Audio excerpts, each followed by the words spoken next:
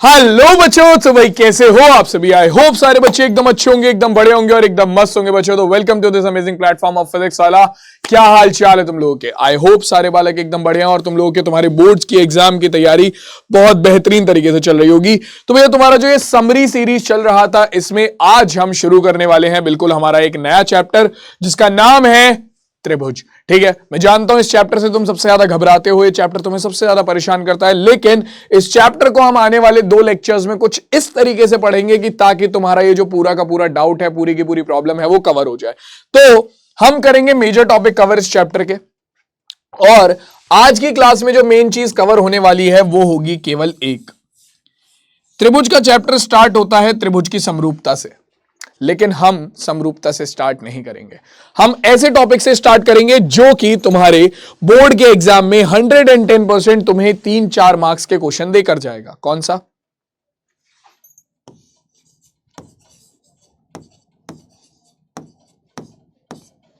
BPT, basic proportionality theorem, आधारभूत समानुपातिकता प्रमेय। ठीक है, थ्योरम प्रूव कराऊंगा आज की क्लास में, इस पर बेस क्वेश्चन कराऊंगा और इसका विलोम क्या होता है वो भी बताऊंगा।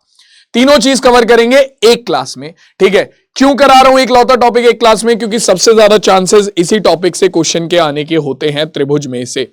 इसके बाद अगला लेक्चर पूरा का पूरा त्रिभुज की समरूपता, समरूप आकृतियों के बारे में बात करने में निकलेगा।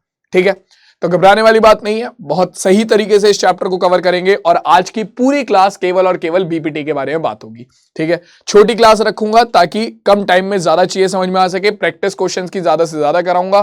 ठीक है, तो बिना किसी देरी के, बिना कोई टाइम गवाए सीधा क्वेश्चंस पर चलते हैं और स्टार्ट करते हैं हमारा त्रिभुज वाला चैप्टर, जिसमें आज हम कवर करेंगे क्या? आधारभूत समानुपातिकता प्रमेय, यानी कि बेसिक प्रोपोर्शनैलिटी थ्योरम, बीपीटी। चलो तो सीधा त्रिभुज के बारे में बात करते हैं। त्रिभुज क्या होता है भैया? देखो, 3 भुजाओं से घिरी हुई बंद आकृति को त्रिभुज बोला जाता है। ठीक है, त्रिभुज में हमारे पास क्या होते हैं? त्रिभुज में हमारे पास 3 शीर्ष होते हैं। ठीक है, 3 मतलब त्रिभुज में हमारे पास 3 भुजाएं होती हैं, सबसे पहली चीज तो। ठीक है, 1 भुजा, 2 भुजा और 3 भुजा। ठीक है, जहां पर ये तीनों भुजाएं एक दूसरे से मिलती हैं, ठीक है, जहां पर 2 भुजाएं एक दूसरे से मिलती हैं वहां पर बनते हैं आपके शीर्ष ए, बी, सी। 3 ही हमारे शीर्ष होते हैं। ठीक है, और आपका जहां पर 2 भुजाएं एक दूसरे से मिलती हैं वहां पर बनते हैं हमारे कोण भी। तो त्रिभुज में 3 भुजाएं होती हैं, 3 शीर्ष होते हैं और 3 होते हैं कोण। ठीक है, 3 भुजाएं, 3 शीर्ष और 3 कोण। ठीक है, आपका 3 भुजाओं से घिरी बंद आकृति को त्रिभुज बोला जाता है। आप जानते हो त्रिभुज की सर्वांग समता के बारे में तुमने पढ़ा था क्लास 9th में, जहां पर हमने देखा था कि भैया 2 त्रिभुज तब सर्वांग सम होते हैं जब उसके सभी संगत भाग बराबर हों। ठीक है, यानी कि आपका सर्वांगसम होने के लिए त्रिभुजों को आकार में भी और माप में भी बराबर होना पड़ता था। समरूपता के बारे में नेक्स्ट लेक्चर में बात होगी। ठीक है, वो है क्लास 10th का टॉपिक। लेकिन आज की क्लास में जिस चीज के बारे में बात होने वाली है वो है बीपीटी। ठीक है, त्रिभुज के लिए आधारभूत समानुपातिकता प्रमेय या फिर थेल्स प्रमेय। तो थेल्स प्रमेय क्या बोलती है कि किसी त्रिभुज में, कोई भी तुमने एक त्रिभुज लिया, उस त्रिभुज में 3 भुजाएं होंगी तुम्हारे पास। ठीक है, तो थेल्स प्रमेय के अनुसार किसी त्रिभुज में अगर तुम त्रिभुज की एक भुजा के, 3 में से एक भुजा के समांतर कोई भी रेखा बनाते हो, ठीक है, समांतर कोई भी रेखा बनाते हो, तो वो बाकी की दोनों भुजाओं को समान अनुपात में बांट देगी, यानी कि समान भागों में बांट देगी। ठीक है, यही लिखा हुआ है। यदि किसी त्रिभुज की एक भुजा के समांतर अन्य 2 भुजाओं को भिन्न भिन्न बिंदुओं पर प्रतिच्छेद करने के लिए एक रेखा खींची जाए तो ये अन्य 2 भुजाओं को एक ही अनुपात में विभाजित करती है। जैसे कि मान लो यहां पर तुम्हारे पास ये एक त्रिभुज है, त्रिभुज ए बी सी, और इसमें आपका त्रिभुज ए बी सी में आपका भुजा बीसी के समांतर तुम एक रेखा खींचते हो। ठीक है, भुजा बीसी के समांतर तुम एक रेखा खींचते हो जो कि ये रही।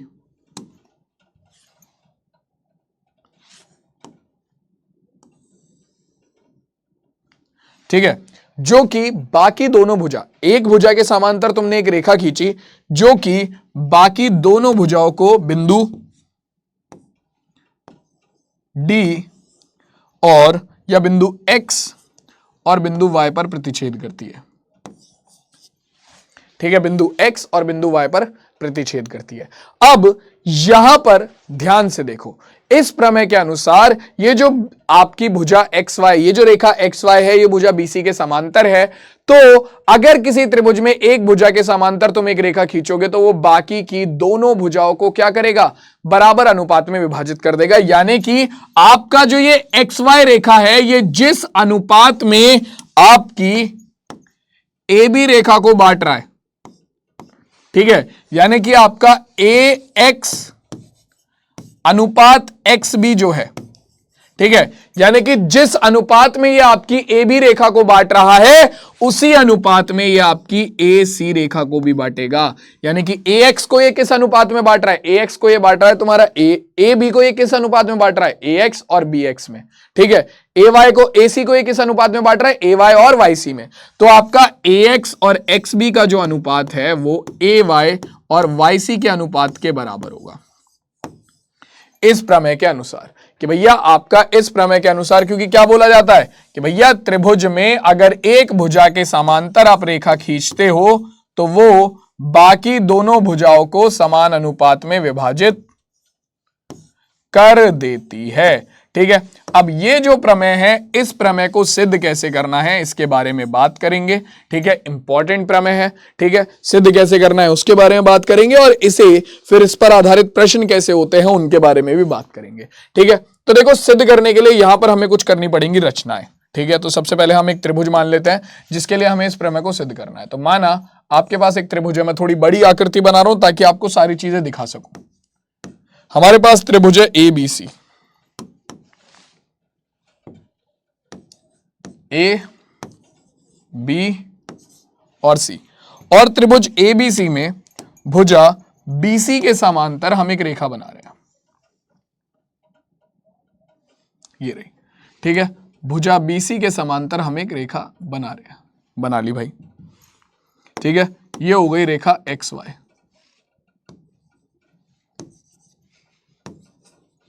अब हमें क्या करना है, हमने माना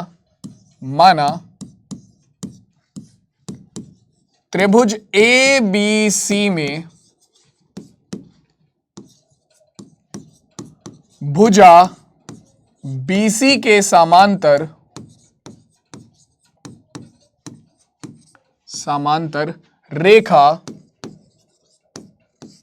रेखा कौन सी, XY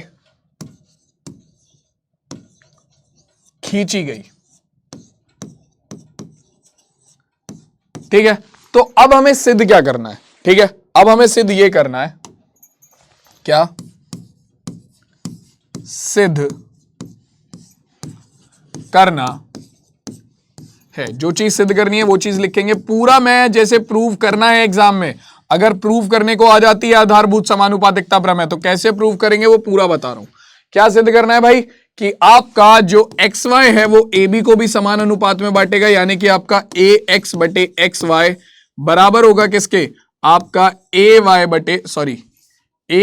बटे XB आपका AY बटे YC के बराबर होगा, ठीक है। ये आपको सिद्ध करना है। चलो जी, अब ये सिद्ध करने के लिए सबसे पहले हमें करनी पड़ेंगी कुछ रचनाएं। हमें क्या करनी पड़ेंगी, हमें करनी पड़ेंगी कुछ रचनाएं, ठीक है। सबसे पहला काम होगा कुछ रचनाओं का। चलो जी, अब इसे सिद्ध करना शुरू करते हैं।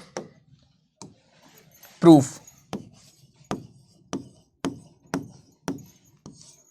चलो तो इसमें सबसे पहले हम कुछ रचना करेंगे। क्या रचना, क्या रचना है भाई, आपका X बिंदु से आप एक लंब डालोगे AC पर, XM बोल देता हूं मैं इसे, XM लंब डालो आप किस पर, AC पर, ठीक है।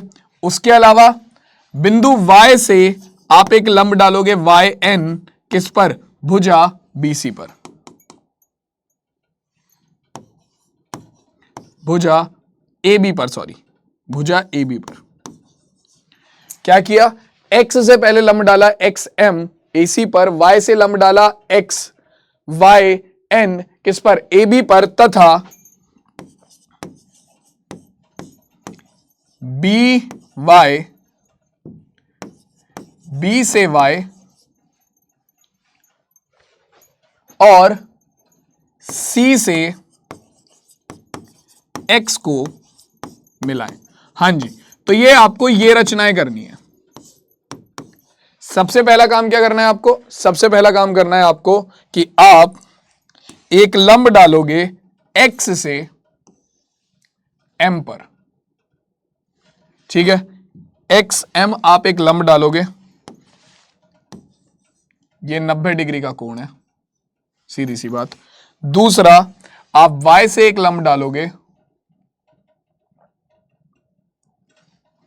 ठीक है, y n,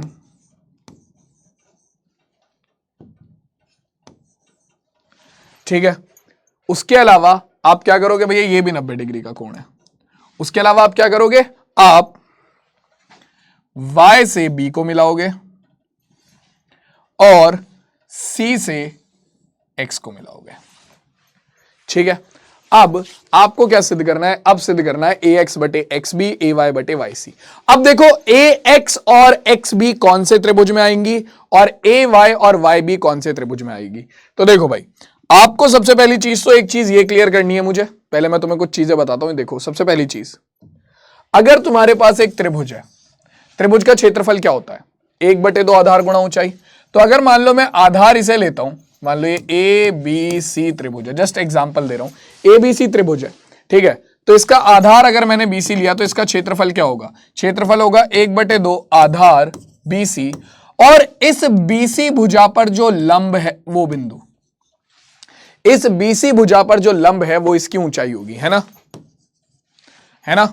यानी कि मान लो ये लंब हो गया AD, ठीक है, AD। अब एक त्रिभुज समकोण त्रिभुज होता है, उसमें तो डायरेक्टली जो आधार होता है उस पर लंब उसकी दूसरी वाली बराबर वाली भुजाई होती है, तो 1/2 आधार गुणा ऊंचाई, इस केस में ये हो जाता है। लेकिन अगर मान लो तुम्हारा त्रिभुज बन रहा है कुछ ऐसा,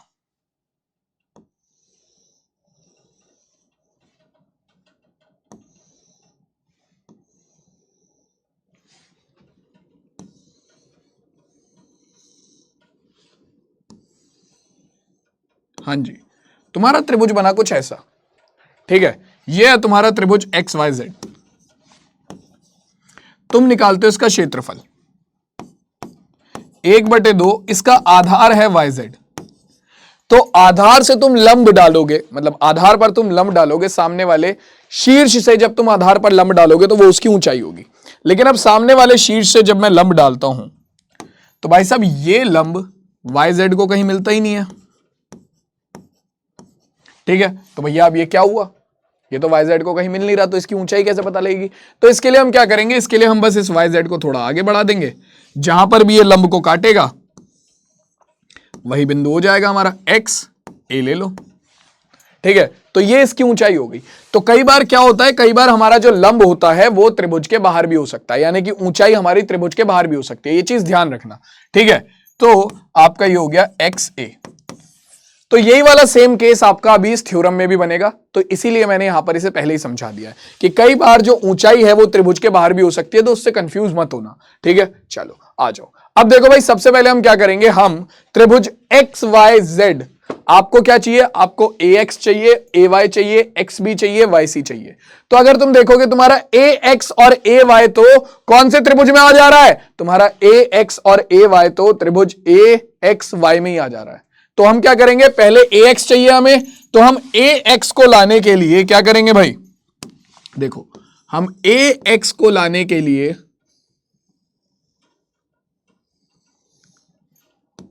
क्या करेंगे, त्रिभुज AXY का क्षेत्रफल निकालेंगे। कैसे?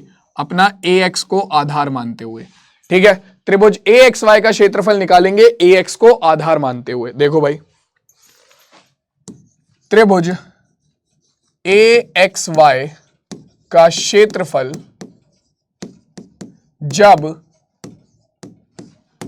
AX आधार हो,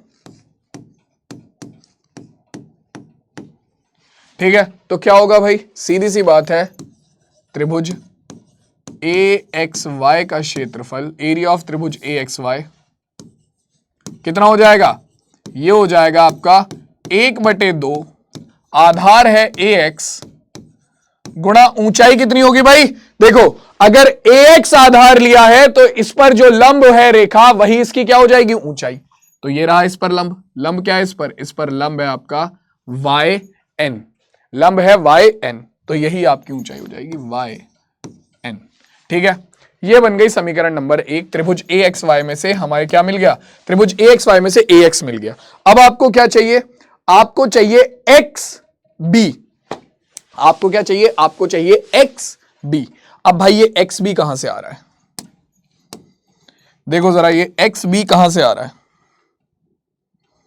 XB को अगर मैं ध्यान से देखूं तो XB भुजा है ये कौन से त्रिभुज में आ रही है भाई? अगर हम बात करें तो ये आ रही है हमारे इस वाले त्रिभुज में, त्रिभुज X Y और B में, है ना? त्रिभुज X Y और B में।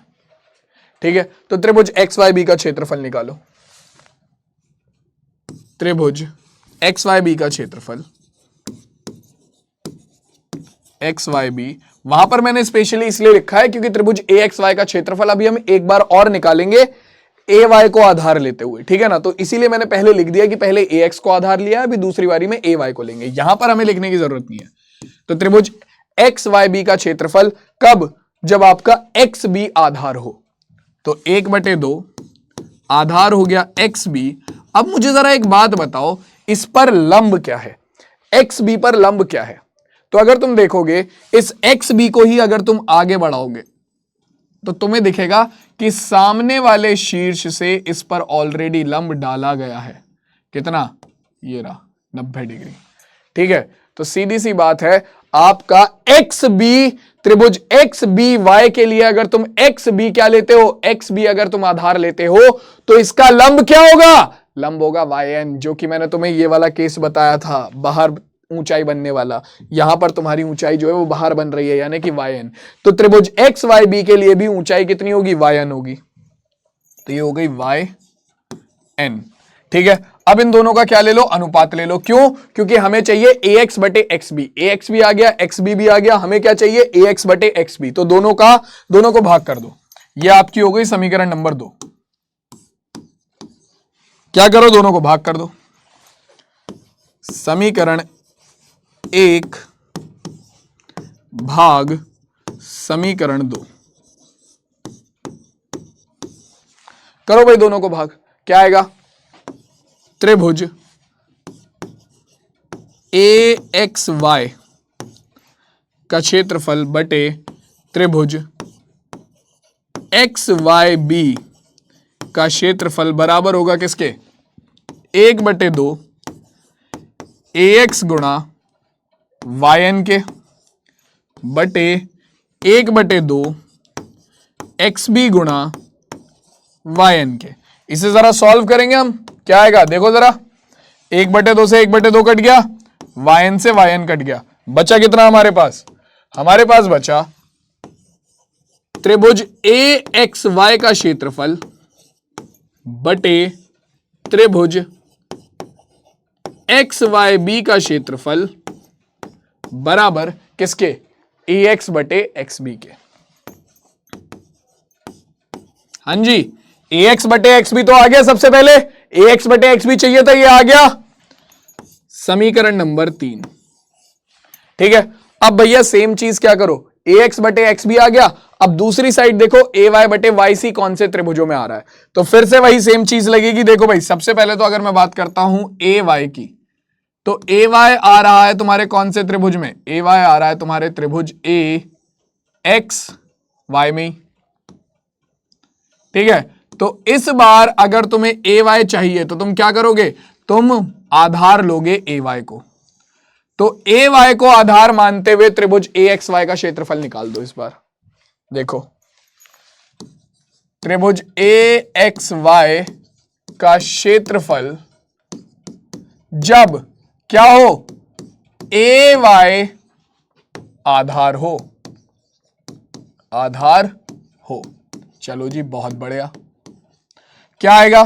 यह आ जाएगा त्रिभुज AXY का क्षेत्रफल, एरिया ऑफ त्रिभुज AXY बराबर 1/2 आधार है ए वाई गुणा ऊंचाई कितनी हो जाएगी भाई, देखो ए वाई पर जो भुजा लंब है वो उसकी ऊंचाई हो जाएगी। लंब क्या है यहां पर हमारा, लंब है ये रहा, ए वाई पर लंब क्या है एक्स एम, ए वाई पर लंब क्या है एक्स एम।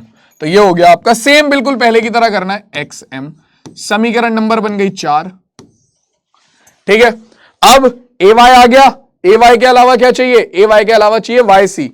वाई सी कौन से त्रिभुज में आ रहा है भाई, देखो तो वाई सी को अगर मैं नोटिस करूं तो वाई सी आ रहा है मेरा त्रिभुज किसमें, आपका त्रिभुज एक्स वाई सी में, त्रिभुज एक्स वाई सी में। तो अगर तुम इसमें वाई सी को आधार मानोगे तो वाई सी पर लंब क्या है, अगर तुम देखोगे वाई सी को आधार मानोगे तो वाई सी के सामने वाला शीर्ष है एक्स, इससे लंब कौन सा डाला गया है, हाँ जी वाई सी को ही आगे बढ़ाने पर पता चलता है कि ओ हो इस पर तो एक्स से डाला गया लंब कौन सा है, एक्स से डाला गया लंब एक्स एम है, यानी कि वाई सी आधार के लिए भी ऊंचाई कितनी होगी आपकी एक्स एम। तो आपका त्रिभुज किसका क्षेत्रफल, तुम्हारे त्रिभुज एक्स वाई सी का क्षेत्रफल किसके बराबर होगा, 1/2 गुणा वाई सी जो कि आधार है गुणा उस पर ऊंचाई कितनी है, लंब उस पर भी आपका एक्स एम है। तो ये बन गई समीकरण नंबर 5। हाँ जी, अब क्या करना है तुम्हें, तुम्हें चाहिए वाई सी, ए वाई बटे वाई सी, ए वाई बटे वाई सी चाहिए तो क्या करोगे, समीकरण 4 को भाग करोगे समीकरण 5 से, समीकरण 4 भाग समीकरण 5। हाँ जी हो गया कार्यक्रम। अब देखो क्या आएगा, ये आ जाएगा निकल कर आपका त्रिभुज ए एक्स वाई बटे में त्रिभुज एक्स वाई सी बराबर 1/2 गुणा ए वाई गुणा वाई एम, सॉरी गुणा एक्स एम, ए वाई गुणा एक्स एम बटे में 1/2 गुणा वाई सी गुणा एक्स एम। हाँ जी क्या आ जाएगा निकल कर यहां से हमारे पास, यहां से हमारे पास निकल कर आ गया फाइनली 1/2 से 1/2 कट गया, वाई एक्स एम से एक्स एम कट गया, बचा कितना आपके पास, बचा त्रिभुज ए एक्स वाई बटे में त्रिभुज एक्स वाई सी बराबर 1/2 मतलब बराबर ए वाई बटे वाई सी। हाँ जी तो देखो ए एक्स बटे एक्स भी आ गया, ए वाई बटे वाई सी भी आ गया। अब इन दोनों को बराबर कैसे लाया जाए, अगर मैं यहां पर ए एक्स वाई की जगह और ए एक्स वाई सी की जगह पर क्या ले आऊं, ए एक्स वाई बटे एक्स वाई भी, तो मेरा काम हो सकता है, और ये होना कोई बड़ी बात नहीं है, बच्चों का खेल है। ठीक है, क्लास 9th में तुमने एक प्रमेय पढ़ी थी क्या, कि अगर दो समान समांतर रेखाओं के, अगर आपके दो त्रिभुज एक ही समांतर रेखाओं के बीच और एक ही आधार पर बने हों तो वो दोनों त्रिभुजों का क्षेत्रफल बराबर होता है ना। तो मैं बात कर रहा हूं यहां पर त्रिभुज एक्स वाई बी की और आपके त्रिभुज एक्स वाई सी की। अगर तुम देखोगे तो ये दोनों त्रिभुज एक ही आधार एक्स वाई पर बने हुए हैं, दोनों त्रिभुज एक ही आधार एक्स वाई पर बने हुए हैं, और दोनों त्रिभुज एक ही समांतर रेखा एक्स वाई समांतर बीसी के बीच में है। तो जब दो त्रिभुज एक ही आधार और एक ही समांतर रेखाओं के बीच बनते हैं तो उनका क्षेत्रफल बराबर होता है। तो मैं यहां पर लिख भी देता हूं, चूंकि त्रिभुज एक्स वाई बी व त्रिभुज एक्स वाई सी एक ही आधार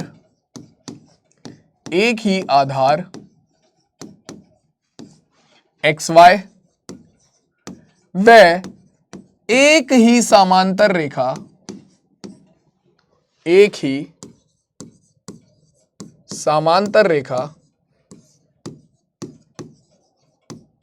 रेखा XY समांतर BC के मध्य बने हैं या के बीच बने हैं, तब क्या होगा भाई? जब आपके दो त्रिभुज एक ही आधार और एक ही समांतर रेखाओं के बीच बनते हैं तो उन दोनों का क्षेत्रफल बराबर होता है। तो यानी कि आपके त्रिभुज XYB का क्षेत्रफल और त्रिभुज XYC का क्षेत्रफल बिल्कुल बराबर होगा। ठीक है, तो ये आपकी समीकरण नंबर कौन सी बनी थी? 6। तो क्या करो, यहां पर त्रिभुज XYC की जगह पर उठाकर रख दो क्या? त्रिभुज XYB। ठीक है, तो यह मान समीकरण 6 में रखने पर क्या होगा भाई? समीकरण 6 में रखेंगे तो क्या आएगा? हमारे पास आ जाएगा त्रिभुज AXY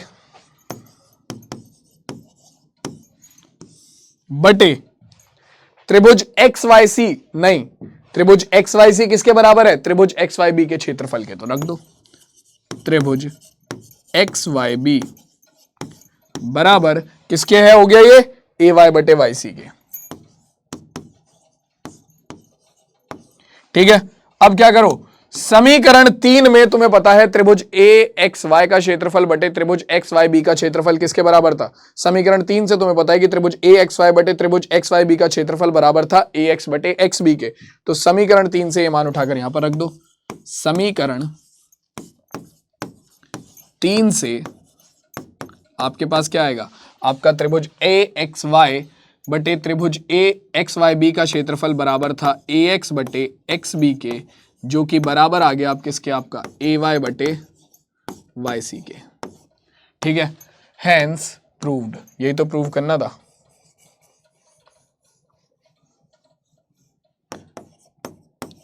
ठीक है, इसीलिए मैंने ये वाली क्लास केवल बीपीटी पर ली है, क्योंकि बीपीटी को प्रूव करने में ही आधे बालकों को दिक्कत है और बीपीटी का प्रूफ कई बार एग्जाम में डायरेक्टली पूछा जाता है। ठीक है, तो आई होप अब मैंने तुम्हें बीपीटी का पूरा प्रूफ जो है वो बड़े आराम से और अच्छे से समझा दिया होगा। क्लियर हो गया भाई? क्लियर हो गया सबको?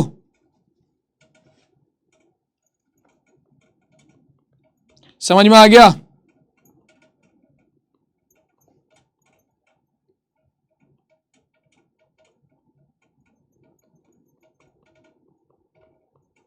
चलो, तो अब कार्यक्रम को आगे बढ़ाते हैं और देखते हैं कि आगे का क्या सीन है।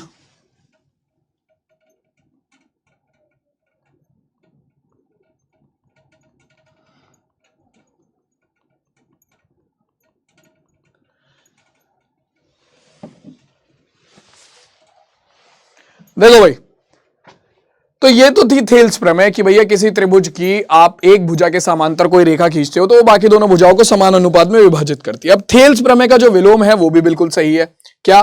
कि भैया देखो, अगर आप किसी त्रिभुज की एक भुजा को इस तरीके से खींचते हो, अगर आप किसी त्रिभुज की दो भुजाओं को समान अनुपात में बांटने वाली एक रेखा खींचते हो तो वो रेखा भैया तीसरी भुजा के समांतर होती है। बात खत्म। मान लो त्रिभुज ABC में या फिर आपका त्रिभुज XYZ में आपने एक रेखा खींची AB, जिसके लिए आपने क्या, आपकी AB रेखा जो थी वो बाकी दोनों भुजाओं को समान अनुपात में विभाजित कर रही थी। यानी कि आपका AXA बटे AY बराबर था किसके? XB बटे BZ के। ठीक है, यानी कि ये समान अनुपात में विभाजित कर रही थी। तो सीधी सी बात है, आपका जो AB होगा वो इसकी तीसरी भुजा के समांतर होगा। मतलब उस प्रमेय का विलोम है, थेल्स प्रमेय का विलोम है, बीपीटी का विलोम है। ठीक है, कि यही लिखा हुआ है कि भैया देखो, किसी त्रिभुज में अगर तुम किसी त्रिभुज की दो भुजाओं को समान अनुपात में विभाजित करने के लिए अगर तुम एक रेखा खींचते हो तो वो बाकी तीसरी भुजा के क्या हो जाती है? तीसरी भुजा के समांतर हो जाती है। ठीक है, क्लियर हो गई बात?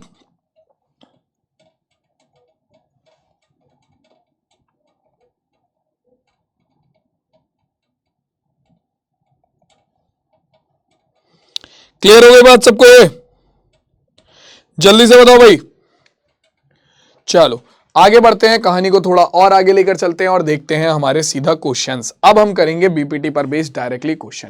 तो सबसे पहला क्वेश्चन क्या कहता है कि यदि किसी त्रिभुज एबीसी में भुजा AB और AC को क्रमशः D और E पर प्रतिच्छेद करे, ठीक है, जहां और तथा भुजा BC के समांतर हो, तो सिद्ध करो कि AD बटे AB बराबर होगा AE बटे AC के। तो तुम्हें बोल रहा है कि जो DE है, ये जो रेखा है, ठीक है, ये आपका बाकी दोनों भुजाओं को कहां पर D और E बिंदु पर प्रतिच्छेद कर रही है, यानी कि आपका DE जो दे रखा है वो समांतर दे रखा है BC के। DE समांतर है BC के। अब इस केस में तुम्हें पता है कि अगर DE समांतर होगा BC के, तो थेल्स प्रमेय से तुम क्या लिख सकते हो? थेल्स प्रमेय से तुम्हें पता है कि भैया किसी भी त्रिभुज की अगर आपका एक भुजा के समांतर आप रेखा खींचोगे तो वो बाकी दोनों भुजाओं को समान अनुपात में विभाजित करेगी। तो आपका क्या आ जाएगा? आपके पास आ जाएगा AD बटे DB बराबर AE बटे EY, सॉरी EC। किससे आए ये? थेल्स प्रमेय से। लिख दो भाई, क्योंकि आपका DE जो थी वो BC के समांतर थी, तो यानी कि आपका जो बाकी दोनों भुजा होंगी वो उसे समान अनुपात में विभाजित कर देंगी। अब इस क्वेश्चन में आपको ये चीज याद रखनी है, थेल्स प्रमेय लगाने के बाद आप देखोगे जब ऐसे क्वेश्चन आएंगे तो आपको ये ध्यान रखना है कि जो चीज आपको सिद्ध करने के लिए चाहिए, ठीक है, वो हमेशा डिनोमिनेटर में होनी चाहिए। ठीक है, आपको AB और AC तो चाहिए नहीं जो कि यहां पर है, ठीक है, वो तो चाहिए लेकिन वो यहां पर है नहीं। AD और AE तुम्हारे पास है, ठीक है, तो AD और AE के लिए आप क्या करोगे? देखो, अगर आप DB में AD को जोड़ दो या AD में DB को जोड़ दो तो आपके पास AB बन जाएगी। AB बनाने के लिए हमें क्या चाहिए होगा? हमें यहां पर DB या AD आपस में जोड़ने पड़ेंगे, ठीक है। बट उससे पहले हमें जो भी चीज सिद्ध करने में चाहिए उसे हम कहां पर लेकर आएंगे? डिनोमिनेटर में। क्यों? क्योंकि अगर हम डिनोमिनेटर में नहीं लेकर आएंगे तो जो चीज आपका किसमें? अंश में है, यानी कि न्यूमरेटर में है, वो क्या हो जाती है? वो गायब हो जाती है। ठीक है, कैसे अभी दिखाता हूं। देखो, तुम इसे डिनोमिनेटर में ले आओ, इसे पलट के लिखो, यानी कि इसे हर में लेकर आओगे तो क्या आएगा? इसे पलट कर लिखेंगे तो ये हो जाएगा DB बटे AD। इधर पलट कर लिखा है तो इधर भी पलट कर लिखेंगे EC बटे AE। अब क्या करेंगे? दोनों तरफ एक जोड़ देंगे, दोनों तरफ एक जोड़ देंगे तो अपने पास हो जाएगा DB बटे AD प्लस 1 बराबर EC बटे AE प्लस 1। तो अब अपने पास कितना आ गया? दोनों तरफ एक जोड़ने पर यह बन जाएगा DB प्लस A, LCM लेंगे तो कितना हो जाएगा? AD बटे में AD। हाँ जी, अब ध्यान रखना, जो न्यूमरेटर में था DB वो देखोगे तुम गायब हो जाएगा, ठीक है। ऐसे ही इधर क्या बनेगा? इधर आपका जो अंश में है तुम देखोगे EC, ये भी गायब हो जाएगा। इधर बन जाएगा EC प्लस AE, LCM लेने पर बटे में AE। हाँ जी, DB प्लस AD, तो DB प्लस AD कितना हो गया? DB प्लस AD हो गया AB। मैंने क्या कहा था? अंश में जो भी चीज रहेगी वो गायब हो जाएगी। सेम ऐसे ही AE प्लस EC कितना हो जाएगा? आपका AC। तो AE प्लस EC ये हो गया AC। क्या बोला था? अंश में होने वाली चीज जो है वो गायब हो जाएगी और जो हर में है वो वहीं रहेगा। आपका हर AD में था, AD जो था वो हर में था, AE जो था वो हर में था, वो अभी तक यहीं पर है, लेकिन जो अंश में था वो गायब हो गया, वो दूसरी भुजा बन गया। तो इसीलिए आपको यह ध्यान रखना है कि जो भी चीज आपको सिद्ध करनी है वो अंश में होनी चाहिए, वो हर में होनी चाहिए, ठीक है। अगर वो हर में रहेगी तो वो बची रहेगी, ठीक। अब क्या करोगे? आपको चाहिए था AD बटे AB, तो इसे पलट कर लिख दो, तो क्या हो गया? AD बटे AB, और इसे भी पलटोगे तो ये हो जाएगा AE बटे AC। खत्म कहानी। हाँ जी, यही प्रूव करना था, AD बटे AB बराबर AE बटे AC। हो गया प्रूव, हेंस प्रूव्ड। क्लियर हो गई बात भाई सबको? आ गया सवाल सबको समझ में? कहानी को आगे बढ़ाएं। अब देखें आगे क्या कह रहा है। चले भाई आगे देखें, आगे क्या कह रहा है। देखो भाई, अगला क्वेश्चन हमसे क्या कहता है, सीधा नेक्स्ट क्वेश्चन पे चलेंगे, ज्यादा टाइम नहीं लगाएंगे। कह रहा है ABCD एक समलंब है जिसमें AB समांतर है DC के तथा भुजाओं AD और BC पर क्रमशः बिंदु E और F इस प्रकार स्थित है कि EF भुजा AB के समांतर है। आपको बोला गया ई एफ भुजा ए बी के समांतर है, ठीक है, तो दर्शाइए। अब देखो इस सवाल को हल करने के लिए आपको दिखाना है कि ए बटे ई डी बराबर है बी एफ बटे एफ सी के। तो इस सवाल को हल करने के लिए आपको एक काम करना पड़ेगा, और वो क्या, आपको इसका एक विकर्ण मिलाना पड़ेगा। कोई सा भी विकर्ण मिला लो, कोई दिक्कत नहीं है, कोई सा भी विकर्ण मिला लो, कोई दिक्कत नहीं है। और ये विकर्ण आपका ई एफ को बिंदु किस पर काटता है, ई एफ को बिंदु एक्स पर काटता है मान लो, ठीक है। तो आप क्या करोगे, सबसे पहले चतुर्भुज ए बी सी डी का विकर्ण मिलाएं,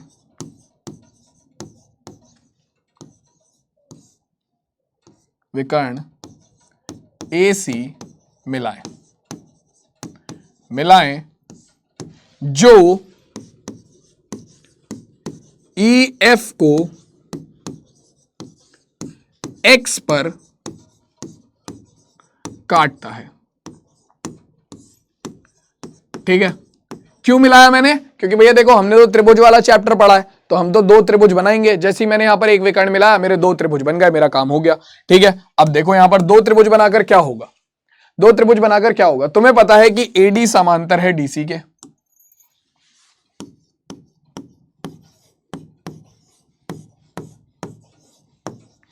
ठीक है।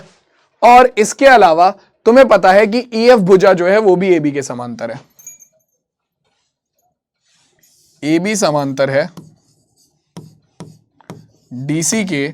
और इसके अलावा तुम्हें पता है कि ई एफ जो है वो भी ए बी के समांतर है। अब क्लास 9th की ही ये प्रमेय है कि अगर कोई दो भुजाएं किसी एक भुजा के समांतर होती हैं तो वो परस्पर आपस में भी समांतर होती हैं। तब आपके पास क्या आ जाएगा, आपके पास आएगा अगर ए बी डीसी के समांतर है और ई एफ भी ए बी के समांतर है, तो इसका मतलब आपका ई एफ जो है वो सी डी के समांतर हो जाएगी, वो सी डी के समांतर हो जाएगी। बात खत्म, हो गया काम खत्म, ठीक है, हो गया काम खत्म। अब यहां पर अगर हम देखें तो हमारे पास क्या निकल कर आएगा, यहां से अगर हम देखेंगे तो हमारे पास निकल कर आएगा सिंपल, बहुत इजी। देखो भाई, अब ले लो अपने दोनों त्रिभुज, आपको चाहिए त्रिभुज ए, आपको चाहिए ए ई और ई डी। तो ए ई और ई डी कौन से त्रिभुज में आ रहा है, त्रिभुज ए डी सी में। सबसे पहले त्रिभुज ए डी सी में आपको पता है कि ई एफ जो है वो सी डी के समांतर है, ठीक है। ई एफ सी डी के समांतर है, तो इसका मतलब सिंपल है कि आपका ई एक्स भी सी डी के समांतर होगी, क्योंकि ई एक्स भी तो सी डी का ही भाग है, ई एक्स भी तो सी डी का ही भाग है। तो आप लिखोगे त्रिभुज ए डी सी में ई एक्स जो है वो समांतर है सी डी के। कारण लिखो, चूंकि आपका ई एफ समांतर है सी डी के, तो उसका भाग भी समांतर होगा सी डी के। अगर ई एफ समांतर है सी डी के, तो ई एफ का कोई भी भाग जो है वो सी डी के समांतर होगा, सीधी सी बात है। तो ई एक्स समांतर है सी डी के, तब सीधा लगा दो क्या, थेल्स प्रमेय से। तब थेल्स प्रमेय से क्या आएगा भाई, अगर किसी त्रिभुज में एक भुजा के समांतर आप रेखा खींचते हो तो वो बाकी दोनों भुजाओं को समान अनुपात में बांटता है। तो त्रिभुज ए डी सी में आपने डीसी के समांतर ई एक्स रेखा खींची, तो वो बाकी दोनों भुजा ए डी और ए सी को समान अनुपात में बांट देगा। यानी कि आपका ए ई बटे ई बी बराबर हो जाएगा किसके, ए ई बटे ई डी, सॉरी ए ई बटे ई डी बराबर हो जाएगा आपका किसके, ए एक्स बटे एक्स सी के। समीकरण नंबर 1, ठीक है। ये तो हो गया एक त्रिभुज से काम। दूसरे त्रिभुज में भी यही काम करना है। कौन सा, त्रिभुज ए बी सी में, त्रिभुज ए बी सी में भी आपको यही काम करना है। चलो जी, त्रिभुज ए बी सी में आप क्या कहोगे, आपको पता है कि ई एफ जो है वो ए बी के समांतर है। अगर EF AB के समांतर है तो सीधी सी बात है XF भी तो AB के समांतर होगी, क्योंकि ये तो EF का भाग है। तो लिखो यही चीज, त्रिभुज ABC में आपका XE समांतर है, सॉरी XE नहीं XF समांतर है किसके, आपके AB के। ठीक है, कारण चूंकि आपका AB जो था वो EF के समांतर था, इसीलिए आपके EF का कोई भी भाग होगा वो AB के समांतर होगा। ठीक है, सीधी सी बात। तो क्या करेंगे, तब थेल्स प्रमेय से, यहां पर भी वही कहानी आएगी, तब थेल्स प्रमेय से लगा दो भाई, थेल्स प्रमेय यहां पर भी। थेल्स प्रमेय लगाएंगे तो क्या होगा, थेल्स प्रमेय लगाते ही हमारे पास आ जाएगा क्या कि भैया आपका XF भुजा जो है, अब वो इस त्रिभुज ABC की दोनों भुजा, सबसे पहला AC और BC भुजा को समान अनुपात में विभाजित करेगा, क्योंकि XF समांतर है AB के, तो बाकी दोनों भुजाओं को समान अनुपात में विभाजित करेगा। यानी कि आपका AX बटे XC बराबर होगा किसके, आपका BF बटे FC के, BF बटे FC के। ठीक है, और समीकरण 1 में तुमने क्या पढ़ा है, AX बटे XC किसके बराबर है, AE बटे ED के। तो बस यहां से मान उठाकर रख दो, समीकरण 1 से AX बटे XD बराबर किसके रखने पर, AE बटे ED रखने पर। हाँ जी, तो यहां पर AX बटे XC की जगह पर समीकरण 1 से जो मान आ रहा है वो उठाकर रख दो, तो तुम्हारे पास बन जाएगा AE बटे ED बराबर किसके, आपका BF बटे FC के। हाँ जी, क्या बचा इस क्वेश्चन में करने को, था क्या इस क्वेश्चन में करने को, बचा तो छोड़ो, ये बताओ था क्या इस क्वेश्चन में करने को। हैंस प्रूव्ड, इजी बच्चों का क्वेश्चन आराम से कर दिया हमारे बच्चों ने। ठीक है, क्लियर हो गया पूरा सवाल, समझ में आ गया, आसान सवाल था बहुत ज्यादा, एक बार देख लेंगे सारे बालक। ठीक है, फिर आगे चलते हैं, अगला क्वेश्चन देखते हैं क्या कह रहा है। क्लियर हो गया सबको, ये जल्दी से देखो भाई।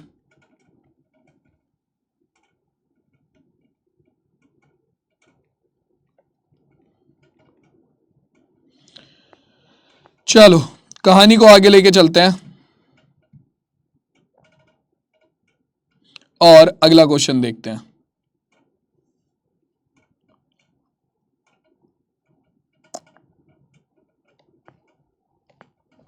देखो जी, अगला क्वेश्चन क्या कह रहा है हमसे, अगला क्वेश्चन हमसे कहता है कि हमारा आकृति में PS बटे SQ बराबर है PT बटे QR, PT बटे TR के, तथा कोण PST बराबर है PRQ के। ठीक है, कोण PST बराबर है PRQ के। सिद्ध कीजिए कि त्रिभुज PQR एक समद्विबाहु त्रिभुज है। समद्विबाहु त्रिभुज मतलब दो भुजाएं बराबर होनी चाहिए। ठीक है, तो अगर तुम्हें यहां पर सबसे पहले तो देखो क्या दिया हुआ है, इजी क्वेश्चन, बहुत ज्यादा देखने में जितना टफ लग रहा है उतना ही इजी सवाल है। क्वेश्चन को पढ़ो और समझने की कोशिश करो। सबसे पहले उसने क्या दिया है, उसने बोला है कि PS बटे SQ बराबर PT बटे TR। तो अगर तुम देखोगे तो तुम्हें क्या मिल गया कि PS बटे SQ जो है वो PT बटे TR के बराबर है। तो यानी कि तुम्हें यहां से क्या दिख रहा है कि ये जो भुजा ST है ये PQ और PR को समान अनुपात में विभाजित कर रही है। PS बटे SQ बराबर PT बटे TR समान अनुपात में विभाजित कर रही है। तो इसका मतलब क्या है, थेल्स प्रमेय के विलोम से अगर कोई रेखा किसी त्रिभुज की दो भुजाओं को समान अनुपात में विभाजित करती है तो वो तीसरी भुजा के समांतर होती है। यानी कि ST समांतर हो गया QR के, ST समांतर हो गया QR के। ठीक है, तो आप लिखोगे थेल्स प्रमेय के विलोम से, थेल्स प्रमेय के विलोम से क्या आएगा, आपके पास आ गया, क्योंकि भैया देखो ST से दो समान भुजाओं को समान अनुपातों में विभाजित कर रही है तो वो तीसरी भुजा के समांतर हो जाएगी। ST समांतर होगा QR के। ठीक है। और अगर एस टी समांतर है क्यू आर के तब आपका ये वाला जो कोण है, कोण पी एस टी, ये किसके बराबर हो जाएगा? ये बराबर हो जाएगा कोण पी क्यू आर के। क्यों हो जाएगा भाई बराबर? अरे तुम्हें पता है कि तुम्हारा एस टी और क्यू आर बराबर समांतर है, ठीक है। तो समांतर रेखाओं की तिर्यक रेखा के, यहां पर तुम देख सकते हो क्या है, पी क्यू जो है वो तिर्यक रेखा है, तो समांतर रेखाओं के तिर्यक रेखा के एकांतर अंतः संगत कोण तो बराबर होते हैं। तो यानी कि आपका कोण पी एस टी बराबर हो जाएगा कोण पी क्यू आर के। कारण लिख दो यहां पर, संगत कोण। कौन से कोण भाई? संगत कोण, ठीक है। अब संगत कोण आ गए तो अब देख लो जरा यहां पर क्या होगा। क्या होगा यहां पर? आपको पता है कि कोण पी एस टी किसके बराबर है? कोण पी आर क्यू के। और आप क्या सिद्ध कर चुके हो कि कोण पी एस टी बराबर है कोण पी क्यू आर के। तो जब आपके दोनों कोणों से क्या आ जाएगा, दोनों समीकरणों से निकल कर आ गया, अतः कोण पी एस टी बराबर है कोण पी क्यू आर के, कोण पी एस टी बराबर है पी आर क्यू के। ये मान उठाकर यहां रख दो तो तुम्हारे पास आ गया कोण पी क्यू आर बराबर कोण पी आर क्यू के, ठीक है। और हमने क्लास 9th में पढ़ा है कि अगर किसी त्रिभुज के दो कोण बराबर हैं तो उनकी सम्मुख भुजाएं भी बराबर होंगी, ठीक है। तो आपके पास कोण पी क्यू आर के सामने वाली भुजा कौन सी है भाई? पी क्यू आर के सामने वाली भुजा है पी आर, और पी आर क्यू के सामने वाली भुजा है पी क्यू। तो ये दोनों भी बराबर होंगी। कैसे? त्रिभुज के समान कोणों की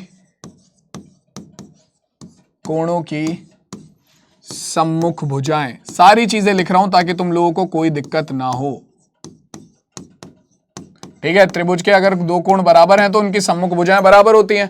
तो पी आर बराबर आ गया पी क्यू के। अगर किसी त्रिभुज की दो भुजाएं बराबर होती हैं तो वो त्रिभुज समद्विबाहु होता है। अतः त्रिभुज पी क्यू आर, क्योंकि त्रिभुज पी क्यू आर में पी आर बराबर आ गई पी क्यू के, दो भुजाएं बराबर आ गई, यानी कि त्रिभुज पी क्यू आर समद्विबाहु त्रिभुज है। Hence proved. सवाल खत्म। किसी को कोई दिक्कत तो बताओ, यहां तक किसी भी बालक को कोई दिक्कत तो बताओ। समझ में आ गया सबको? किसी को कोई डाउट अभी तक?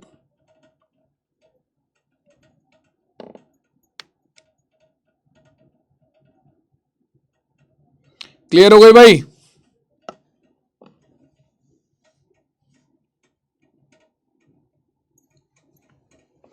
चलो आगे बढ़ते हैं, अगला सवाल देखते हैं क्या कह रहा है। सवाल बहुत है भाई करने को, आ जाओ।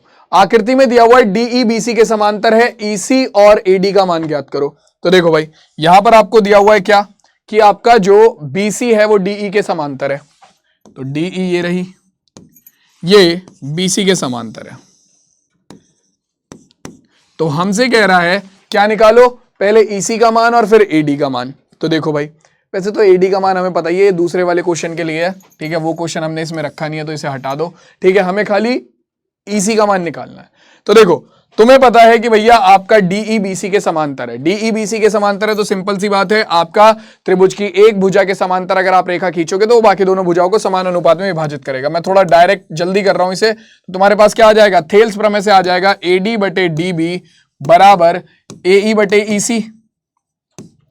थेल्स प्रमेय से एक भुजा के समांतर रेखा खींची तो बाकी दोनों भुजाओं को समान अनुपात में बांट दिया, एडी बटे डीबी बराबर एई बटे ईसी, ठीक है।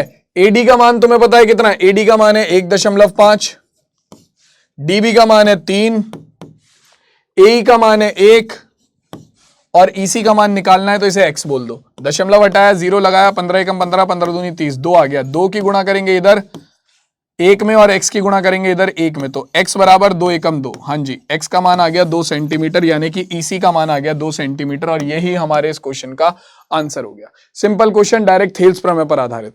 किसी को कोई दिक्कत? आगे बढ़े, अगला सवाल देखें। चलो देखो भाई क्या कह रहा है क्वेश्चन।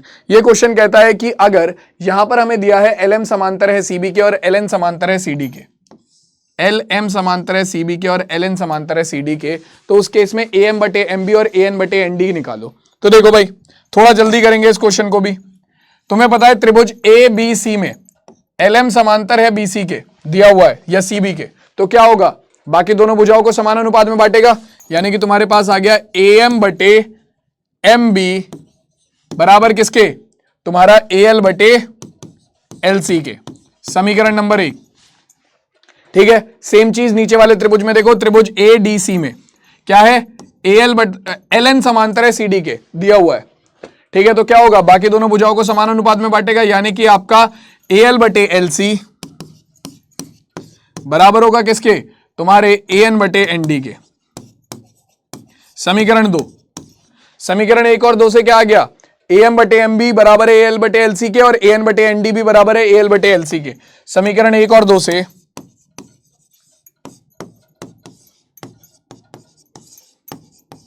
कितना आएगा भाई हमारे पास, यह आ जाएगा हमारा AM बटे MB बराबर अपना किसके, AN बटे ND के। और अब मैंने तुम्हें बोला था कि जब भी ऐसे सवाल आएंगे तुम्हें यह ध्यान रखना है कि जो चीज तुम्हें सिद्ध करनी है अगर वो तुम्हारे पास आ जाए, ठीक है, तो उसे हमेशा हर में रखना है। तो AM बटे AM और AN हमें चाहिए, तो AM और AN दोनों को हम हर में ले आएंगे। ठीक है, तो इसे पलट कर लिखेंगे, क्या हो जाएगा, MB बटे AM बराबर, इसे भी पलट कर लिखेंगे तो ये हो जाएगा ND बटे AN। दोनों तरफ एक जोड़ देंगे तो MB बटे AM प्लस 1 बराबर ND बटे AN प्लस 1। एलसीएम लेंगे तो ये हो जाएगा MB प्लस AM बटे में AM बराबर ND प्लस AN बटे में AN। तो हमारे पास कितना हो गया, MB प्लस AM कितना हो गया, MB प्लस AM हो गया हमारा AB, ND प्लस AN हो गया हमारा AD। तो ये हो गया AB बटे में AM बराबर ये हो गया हमारा AD बटे में AN। हाँ जी, इसे पलट के लिख दो, जो प्रूव करना था वो आ गया, AM बटे AB बराबर AN बटे AD। पूरा सवाल सॉल्व हो गया, खत्म कहानी। क्लियर हुई बात, समझ में आ गया बच्चों सबको ये क्वेश्चन। चलो भाई, तो अब देखो ये वाला क्वेश्चन तुम्हें खुद से ट्राई करना है। ठीक है, ये क्वेश्चन तुम्हें खुद से ट्राई करना है, तुम लोगों का होमवर्क है। इजी क्वेश्चन है, पढ़ना, एक बार सॉल्व करने की कोशिश करना, और मास्टर 30 के सेशन में कराया हुआ है। ठीक है, सेम तरीके से ये वाला क्वेश्चन भी तुम्हें खुद से ट्राई करना है। दोनों क्वेश्चन तुम लोगों के होमवर्क है। ठीक है, आज की क्लास को मैं यहीं पर ऐड करता हूं, समरी सीरीज की। ठीक है, और समरी सीरीज का जो तुम्हारा ये वाला लेक्चर है ये हमारा यहीं पर खत्म होता है। ठीक है, जहां पर हमने बीपीटी की अच्छे से प्रैक्टिस कर ली है, बीपीटी के लिए हमने हर एक क्वेश्चन जो हो सकता था उसकी प्रैक्टिस कर ली है। ठीक है, अब मास्टर 30 से तुम इसकी प्रैक्टिस और अच्छे से कर सकते हो। बाकी नेक्स्ट लेक्चर में त्रिभुज की समरूपता के बारे में पढ़ेंगे। मैं मिलता हूं सीधा तुमसे तुम्हारी नेक्स्ट क्लास में, तब तक के लिए टेक केयर, टाटा और बाय बाय बच्चों।